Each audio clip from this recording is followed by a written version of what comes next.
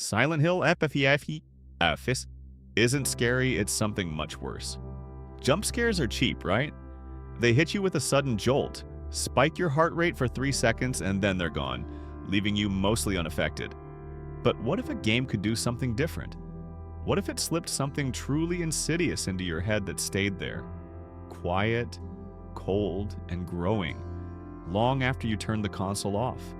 Silent Hill F doesn't just want to scare you, it wants to fold you into its oppressive fog and never, ever let you leave. And honestly, that's something much, much worse. Most horror games out there ask a pretty straightforward question. Can you survive? They challenge your reflexes, your resourcefulness, your ability to outrun or outsmart whatever ghoul is chasing you.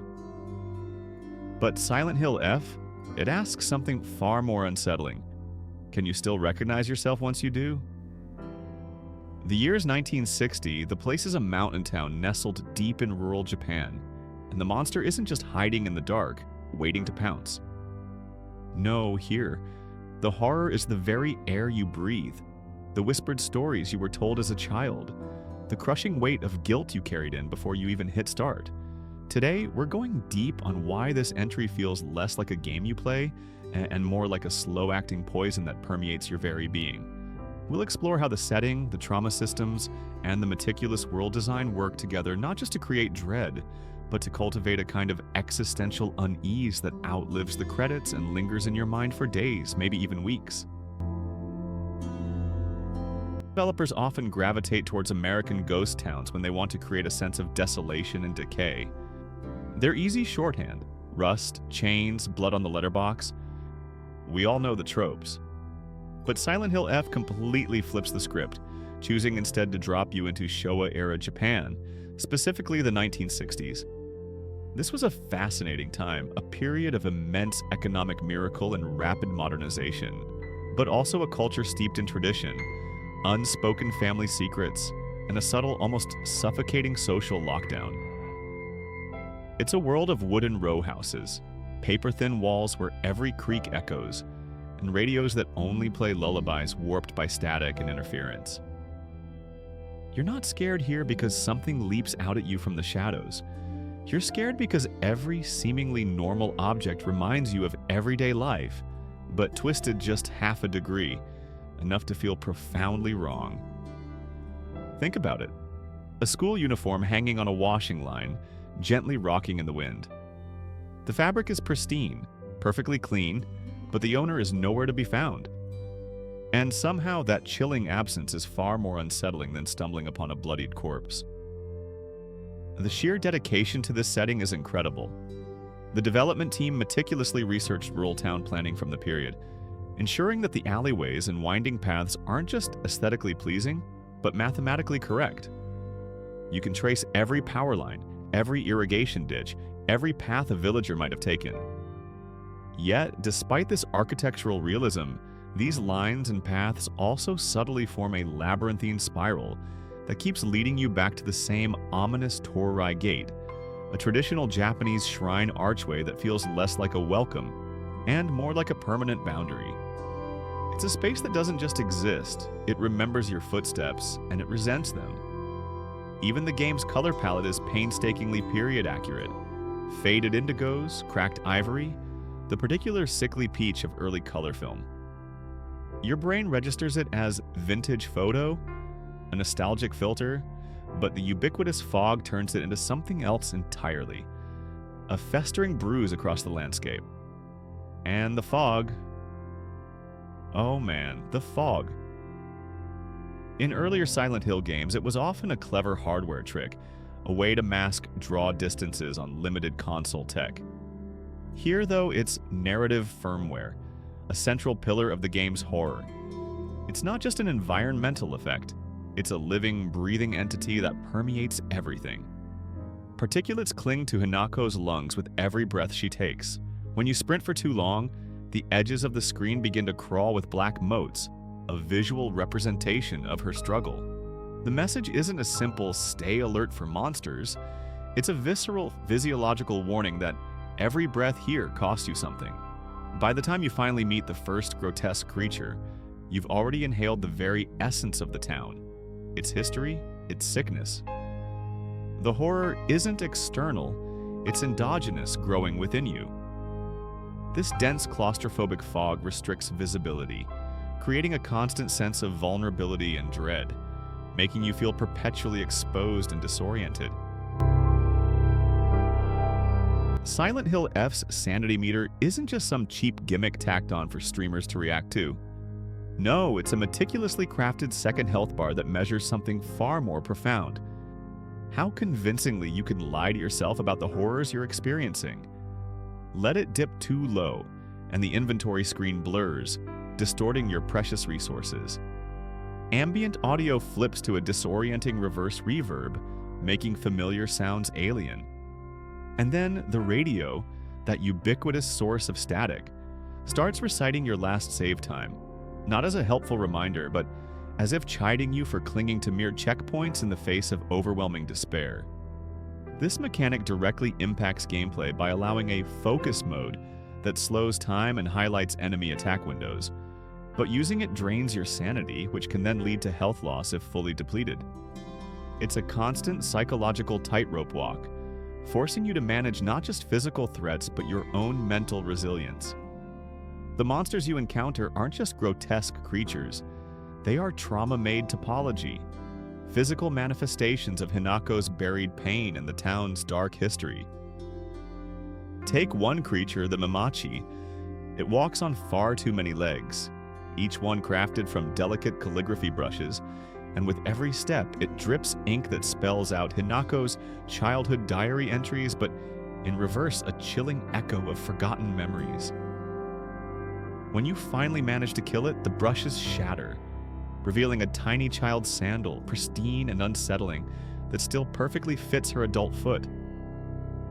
The game never explicitly says, "Feel guilty." It doesn't need to. It just leaves that sandal in your key items list for hours, taking up valuable space, impossible to discard, a constant, silent accusation.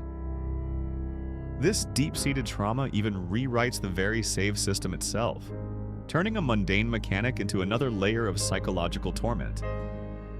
You don't type in a custom name for your save file. Instead, you pick from a list of faded postcards found scattered throughout the world.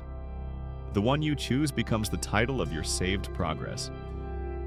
Mid-game, a chilling revelation hits you. Every single postcard was written by townsfolk who later vanished without a trace. You've literally saved your progress under another victim's name, becoming complicit in their fate. And if that wasn't enough, the menu quietly logs how many times you've abandoned them by loading a previous save. It's a subtle yet utterly devastating layer of complicity, a psychological burden no cheap jump scare could ever hope to match.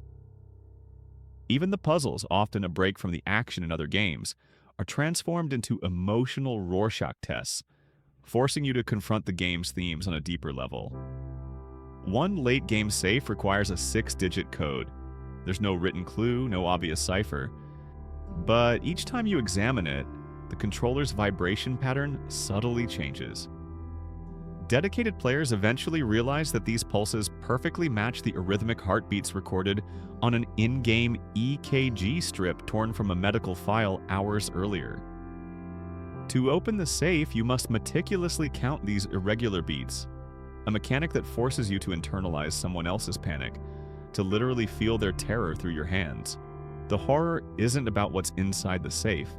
It's the chilling fact that you've learned to read terror in half-second tremors, making you a part of the suffering. Combat exists in Silent Hill F, yes, but every swing you take with Hinako feels less like an attack and more like a desperate plea. Her arms shake, her stamina bar stutters and drains far too quickly, and the camera lurches as if it's embarrassed to even watch her struggle. This clunkiness isn't poor tuning or design flaw, it's a deliberate choice, a powerful piece of kinesthetic storytelling. You aren't some retired Special Forces agent with years of combat training under your belt. You're a travel writer who simply came home for a funeral, only to discover that the town has far more sinister adoption plans for you. This vulnerability, these slow and deliberate movements, emphasize her fragility, making every fight feel risky and utterly exhausting rather than empowering. The sound design, too, is a masterclass in selling this pervasive fantasy of dread. While legendary composer Akira Yamaoka returned as supervisor, the score itself often buries traditional melody under a cacophony of found objects. Distant bicycle bells, the clinking of sake bottles, the unsettling creak of a butsudan altar lid opening and closing. Tracks rarely resolve into comforting harmonies. Instead, they swell with discordant notes, then hold an unresolved chord, a perpetual state of tension until you finally manage to leave the area. The result is a kind of psychological tinnitus you simply can't mute. And in a truly insidious touch, if you try to turn the volume down, enemy footsteps subtly drop an octave, tricking your brain into thinking they're closer than they actually are. The game is constantly mixing itself in real time, dynamically adapting its audio to keep you perpetually off balance, your senses always on edge. Level design doubles down on this feeling of disorientation and entrapment. Streets often taper abruptly to shoulder-width corridors where your flashlight beam can't quite fully render what's ahead, leaving crucial details shrouded in darkness. You'll push through hanging Norin curtains, those traditional Japanese fabric dividers which feel disconcertingly like wet cloth against your skin, only to re-enter what appears to be the exact same street, but rotated 90 degrees, subtly altering your perception of space. The in-game map updates to reflect these shifts, but Hinako's footprints, those ghostly echoes of your past movements, don't. A quiet, chilling reminder that orientation is entirely optional here. It's the game world equivalent of dissociation. You know where you are, yet paradoxically, you don't. This meticulous, slow-paced exploration, combined with environmental storytelling through scattered lore notes, forces players to immerse themselves fully in this unsettling world. And then there are the loop endings, which brilliantly reinforce the idea of a psychological trap. After the first set of credits rolls, the game doesn't just end, it reloads you back at the train station where your journey began. But this time, the departure board lists only one single destination, the very town you've just desperately tried to leave. Speedrunners, those dedicated explorers of game mechanics, eventually discovered that triggering the secret sunset ending requires an act of true digital self-mutilation, deleting your entire save file mid-session. The game literally asks you to amputate your own history, to erase your journey and all its progress. No chainsaw-wielding villain or grotesque monster can rival the queasy courage it takes to press that final confirm button to willingly wipe away hours of your life. The looping narrative structure and multiple endings encourage replaying, deepening the eerie and unsettling experience of being trapped within the game's world. If this is resonating, or perhaps unsettling you in the same way Silent Hill F unsettled me, then please drop a like so YouTube knows we're not alone in this fog. And hey, subscriptions are absolutely free. Just hit that button, and you'll never miss when we dissect why other scary games are actually way more dangerous than they look. Psychologists often talk about post-event rumination, that involuntary habit your brain has of replaying social gaffes or embarrassing moments at 2 a.m., long after they've happened. Silent Hill F doesn't just tap into that circuitry, it weaponizes it. You finish the campaign, breathe a sigh of relief, and then suddenly you start noticing spider lilies on your commute, or you hear that same disquieting chord progression in an elevator. Or you catch the faint smell of mold after a rain shower and instantly remember the in-game shrine soaked in it. The horror doesn't stay confined to the disc. It migrates from data to dendrite, embedding itself in your subconscious. Community forums are absolutely filled with players admitting to bizarre, almost unsettling experiences. Some describe dreaming in the game's distinctive color grading, waking up with a lingering sense of dread. One user vividly described closing their eyes and seeing the pause menu slowly scroll, their sanity meter ticking down for real-life decisions. Answering an email, a 2% drain.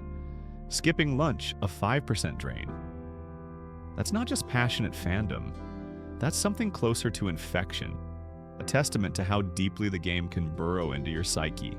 Konami marketed Silent Hill F as a return to form, a promise to longtime fans. But in truth, it's far more than just a nostalgic callback. It's an evolutionary leap for the horror genre. Traditional horror games tend to externalize evil. The monster is in the haunted mansion, the derelict spaceship, the crumbling asylum. The threat is always out there. Silent Hill F, however, internalizes it completely. The controller passes the very essence of that cursed town through your palms, through your nervous system, and into the space behind your sternum. Long after the console cools, long after you've walked away, you're still walking around with a portable, deeply personal slice of 1960s guilt and pervasive dread. And here's the kicker: nobody else can see it but you. So no, Silent Hill F isn't scary in the carnival sense of a cheap thrill or a sudden fright. It doesn't lunge, it seeps. It doesn't want to make you jump. It wants to fundamentally alter your perception of reality. It replaces your baseline for what's normal with a warped, faded Showa photograph, then snaps back to your everyday life so abruptly that you start mistrusting the real thing, questioning its solidity. Jump scares want you to yelp. This game wants you to carry its town, its fog, and its trauma in your lungs and in your mind forever. And I think we can all agree that's something much, much worse. If you've felt that lingering dread, or if you think I'm completely overthinking this and need to just, touch some grass, let me know in the comments below. Your stories are genuinely the best sanity meter we've got. Like the video, subscribe for more deep dives into the psychology of gaming. And always remember, the fog's only truly gone if you stop looking for it.